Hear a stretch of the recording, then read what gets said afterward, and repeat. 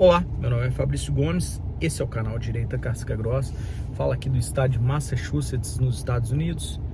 Porém, eu sou um caipirinha lá de Franca, interior de São Paulo, e Franca esteve em pauta, recentemente. A Elisa Matsunaga, que cometeu aquele crime brutal, estava fazendo um Uber na minha cidade, em Franca.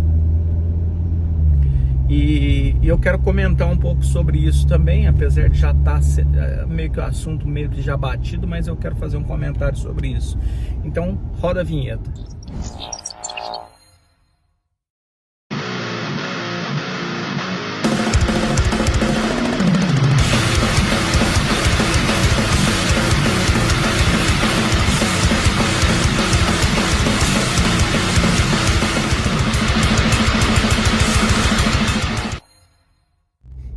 Bom, pessoal, é o seguinte, a Elisa Matsunaga cometeu crime, E óbvio, quando você comete um crime, o seu passado sempre vai ficar, em algum momento ele vai aparecer. Isso é fato. Ó, pessoal, aqui é assim, ó, quando vê uma ambulância você tem que estacionar. Você não pode continuar seguindo andando. Mas vamos lá. É o seguinte, então a Elisa Matsunaga cometeu o crime, um crime brutal, diga-se de passagem. Nunca vai ser apagado isso da história dela, obviamente. No entanto, ela saiu da cadeia e foi procurar um meio de sobrevivência. Foi trabalhar como Uber, lá na minha cidade, em Franca. E muita gente ficou indignada, ficou revoltada, alguns falando, eu não pegaria Uber com ela, que é um perigo, não sei o quê. Em contrapartida, as feministinhas falando que prefere pegar um Uber com ela do que com qualquer outro homem, que um homem pode ser um estuprador em potencial, esses papos furados de feminista. Mas a questão não é bem essa. Eu fico muito indignado com essa revolta, com essa indignação seletiva, porque a mulher cometeu um crime hediondo, obviamente, não tem nem como defender isso, mas tem um cara que cometeu vários crimes hediondos a partir do momento que ele roubou uma nação inteira, que ele tirou dinheiro da educação, que ele tirou dinheiro da saúde, que ele roubou dinheiro da segurança, que ele meteu a mão. Então, esse cara que cometeu todos esses crimes, inclusive foi preso e estava preso, saiu da cadeia direto para a presidência do Brasil. Ou seja, ele não saiu para dirigir um Uber, ele saiu para dirigir um país. E aí é nessas horas que eu fico indignado. O que a mulher fez lá foi errado, é absurdo, mas ela está buscando uma forma de sobrevivência melhor do que ela ficar no mundo do crime, assim como o Lula ficou, no mundo do crime. Porque no momento em que ele volta, para a cena do crime, como o vice dele disse, falou assim, ele quer voltar para a cena do crime. Eu acho que o vice dele esqueceu, de que ao passo que ele se aliasse com esse sujeito, ele estaria voltando para a cena do crime junto com esse vagabundo.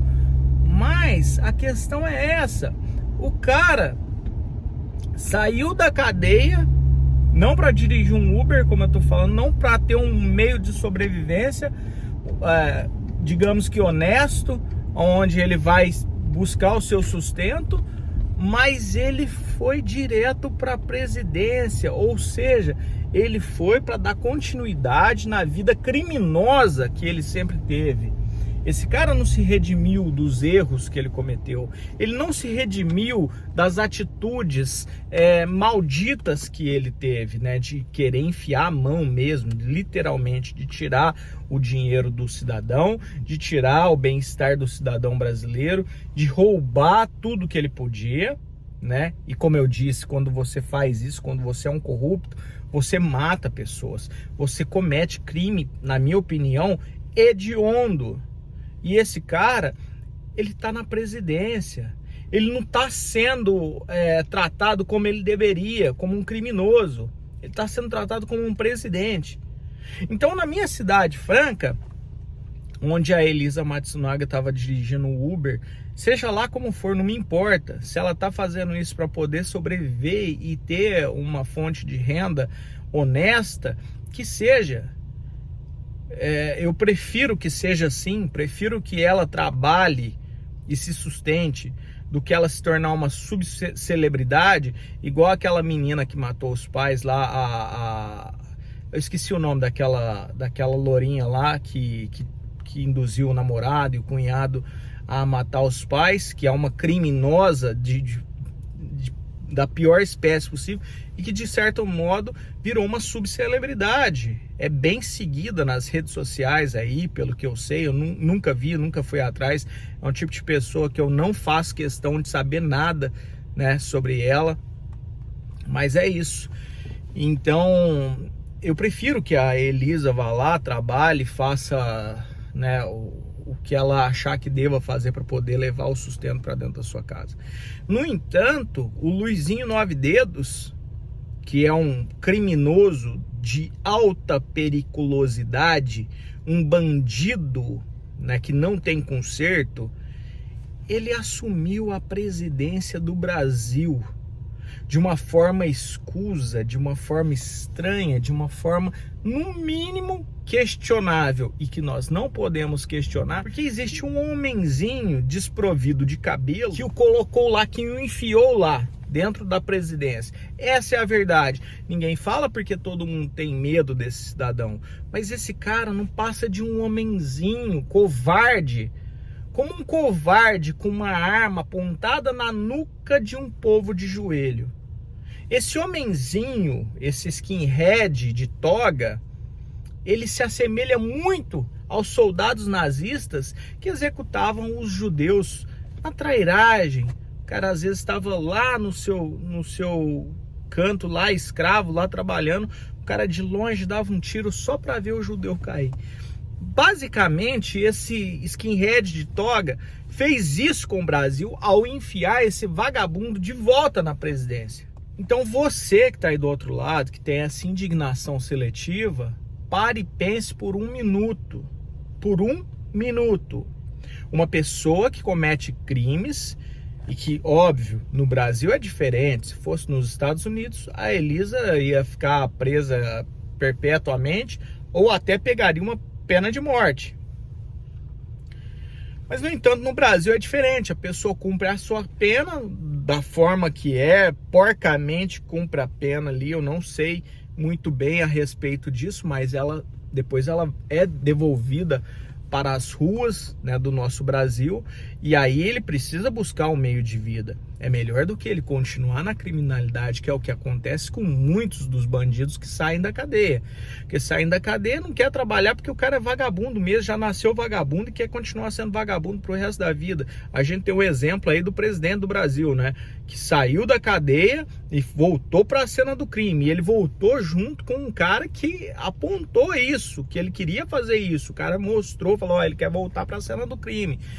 Porém, por interesses, né? Interesses, porque é sempre interesse, sempre um bando de interesseiros, né? Parece umas prostitutas, esses caras, ele voltou junto. Mas isso é papo para outro assunto. Então a minha ideia é essa. Você cometeu crime e tal, tá aí dentro do Brasil, é esse tipo de lei, então não tem jeito de mudar, é isso, a pessoa foi pra rua, então ela tem que trabalhar, tem que sustentar, ok, vai lá, busca a sua fonte de renda, a sua fonte de sustento, desde que seja honesto, desde que você não pratique mais crimes. Mas aí que tá o problema, as pessoas não querem saber disso. Ah, a mulher cometeu o crime dela, nós vamos excluir ela totalmente da sociedade, vamos deixar ela totalmente às margens. Mas o outro vagabundo que cometeu crimes, na minha opinião, até piores, esse aí a gente vai eleger. A gente vai colocar na presidência, vamos chamar um monte de imbecil para compor com ele. Vamos pegar um Haddad, que foi o pior ministro da educação da história, Ele foi o pior ministro. Aí ele falou assim, cara, eu preciso ser pior em mais alguma coisa. Ele foi considerado o pior prefeito de São Paulo da história. E agora os caras enfiaram ele lá para ser ministro da economia, né? Ministro da economia. E o cara nunca estudou porra nenhuma. Estudou 2 meses lá e ainda assume que colou nas provas. Então um cara desse é colocado lá, é uma cadeia, né? Você vê que é uma cadeia, você vê que é uma cachoeira de merda, né?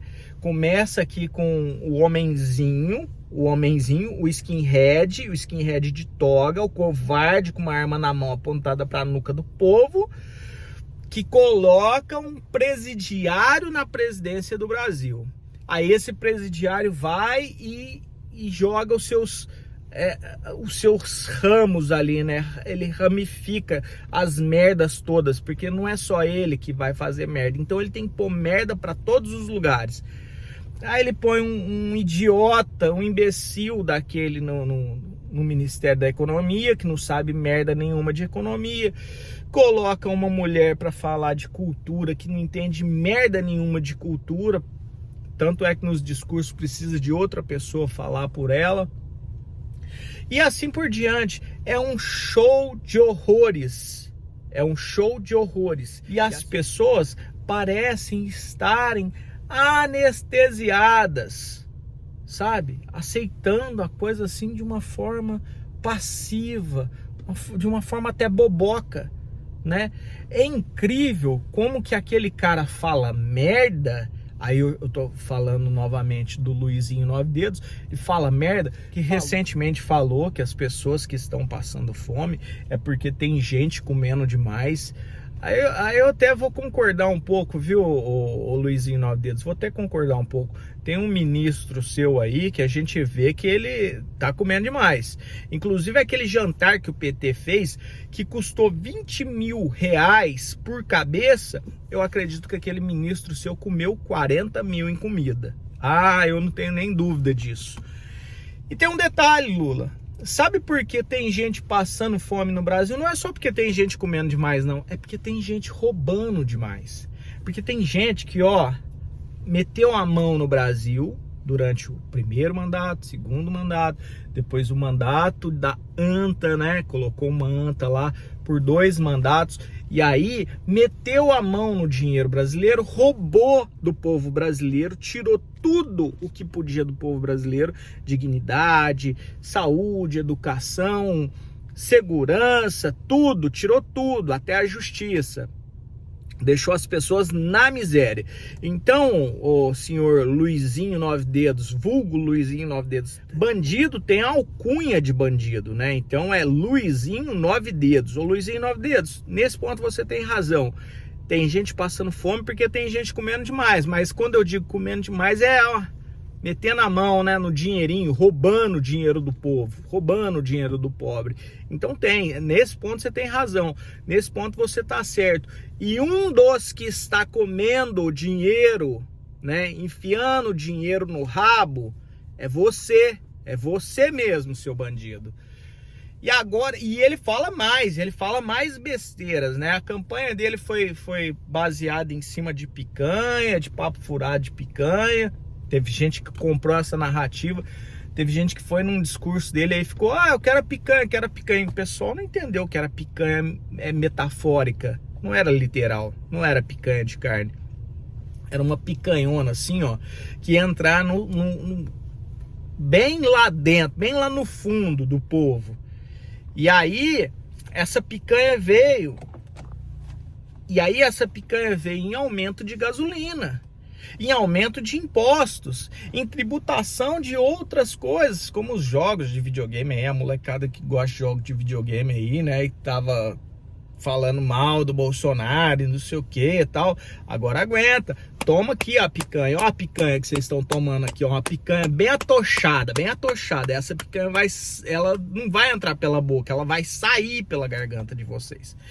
Então é o seguinte, aí o Luizinho 9 Dedos, ele continua com as suas bobagens, né? E os jornalistas vão dando aquela maquiada, né?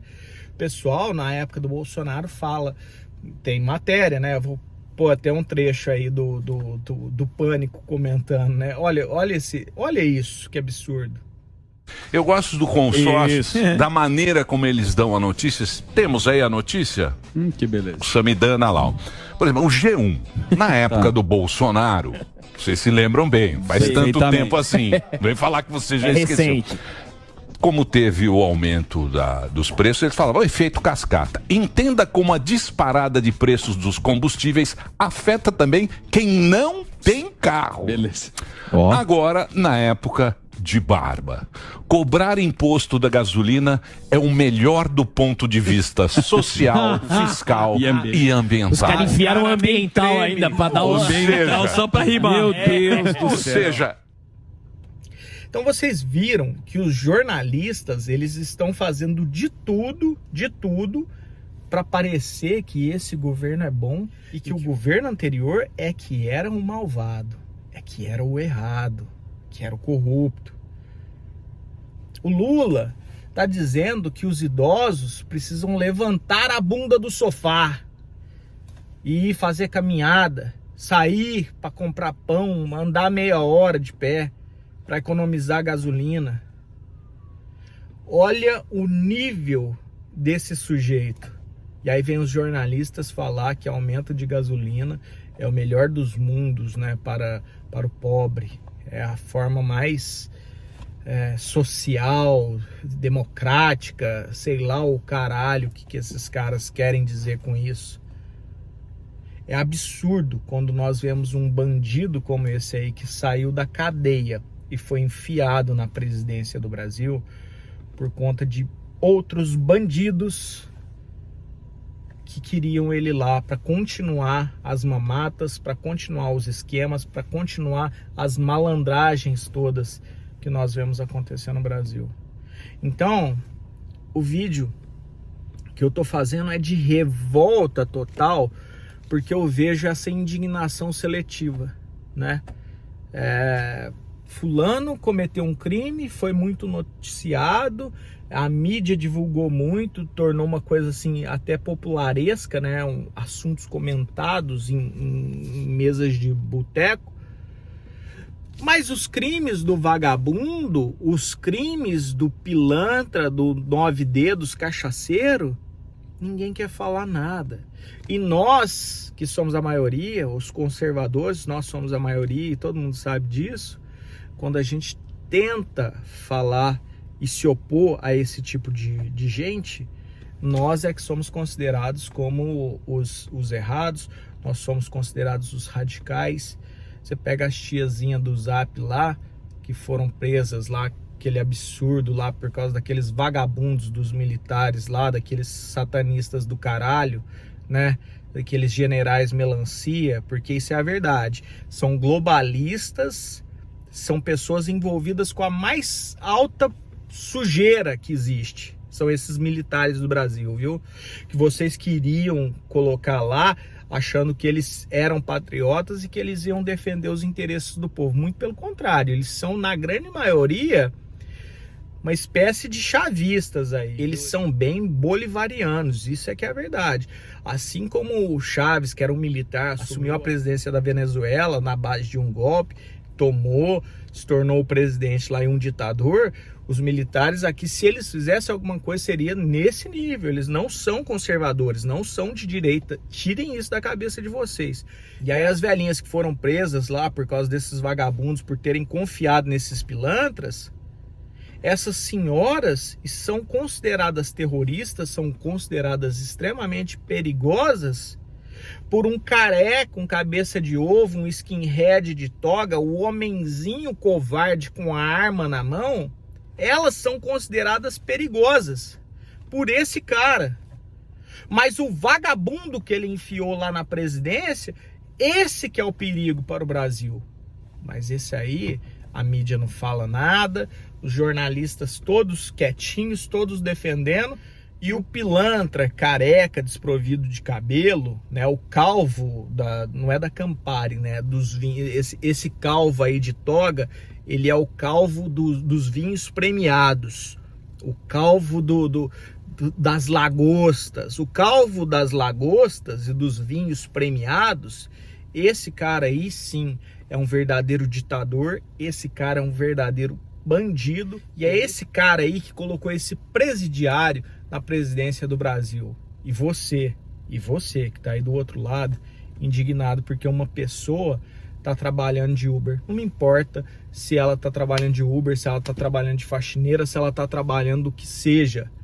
A justiça brasileira é assim, liberou, colocou na rua a pessoa que vá trabalhar, então que trabalhe honestamente. Mas você é indignado aí, mas não se indigna com esse bandido e com essa quadrilha toda, com a quadrilha política, quanto com a quadrilha que não foi eleita por ninguém, mas que não passam de burocratas, de pessoas enfiadas no funcionalismo público e que estão lá ditando regras para mim e para você. Então pense um pouco sobre isso, reflita um pouco sobre isso. Pense se esse governo aí que já esteve na presidência, já esteve no comando do Brasil, que roubou tanto o Brasil, pense um pouco se é legal um negócio desse, se é justo uma porcaria dessa. Bom, pessoal, o vídeo é esse. Curta, compartilha, se inscreva no canal. Se você gostou do vídeo aí, indica para um amigo, para um parente. Comenta, vamos bater um papo, tal. Eu posso estar errado em alguns pontos, você chega, dá a sua opinião. Vamos bater papo, isso é interessante. Agora, se você não gostou, se você é esquerdista, eu te digo uma coisa, cara, você está muito longe de casa, Volta lá para ver os vídeos do Nelipe Feto e vá te fuder. Porque aqui eu não tenho paciência com esquerdista. Esquerdista para mim nem gente é, ok? É isso aí então. Um beijo nas meninas, um abraço nos marmanjos e até a próxima.